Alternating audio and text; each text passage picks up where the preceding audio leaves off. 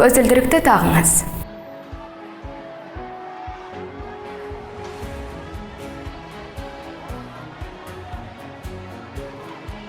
Сәлем, мен сіздің виртуалды көмекшіңіз, жасанды интеллектпін. Кіріктірілген сканер көмегімен адамның денсаулық деңгейінен бастап көңіл-күй шкаласын көрсетіп, әмбебап қызмет көрсете аламын. Сен қолыңнан тағы не нәрсе келеді? Мен күнделікті қарапайым сандық заттардан бастап, олардың қай бағытта қолданатыны туралы дұрыс ақпарат беруші құралмын. Алдыңыздағы теледидардың өзі жасанды интеллект технологиясын үш формада сурет, дыбыс және ілеспе технологиялар арқылы қолданады.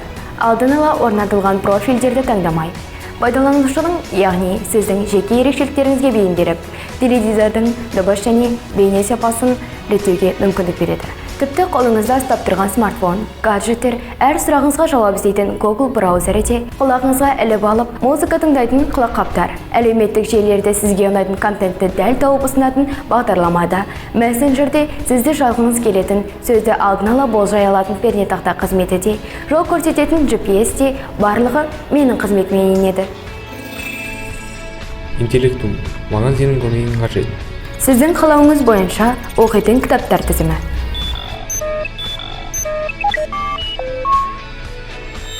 Мен отырған өсімдіктердің өсу деңгейі тым баяу. Оның себебі неде? Салыстырмалы ылғалдылық деңгейінің күрт төмендеуіне байланысты бұл өсімдікті суғару қажет. Және кабинеттегі ауа температурасы жоғары болғандықтан ауаны жиі желдету керек. Виртуалды көмекшіңіз ретінде сізбен шахмат ойынына қарсылас болуға дайынмын.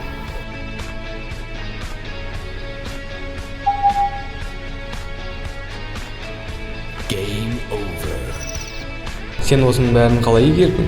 Мен жасанды интеллект, ғылыми прогрестің қарыштаған уақытында адам ойын, саналы іс-әрекетін компьютерде бейнелейтін программалық жүйем. Мені тіпті адам санасының жасанды көшірмесі деп атайды. Қазіргі кезде жасанды интеллект оқыту мен қабылдау сияқты жалпылама бағыттармен қатар шахмат ойнау, математикалық теоремалар дәлелдеу, поэтикалық шығармалар жазу, қозғалысы жоғары және жылдам көшелерде автомобиль жүргізу. Ауруды дәл анықтау сияқты ғылымның нақты бағыттары және кез келген интеллектуалды мәселені қамтитын ғылымның нағыз әмбебап саласы болып табылады.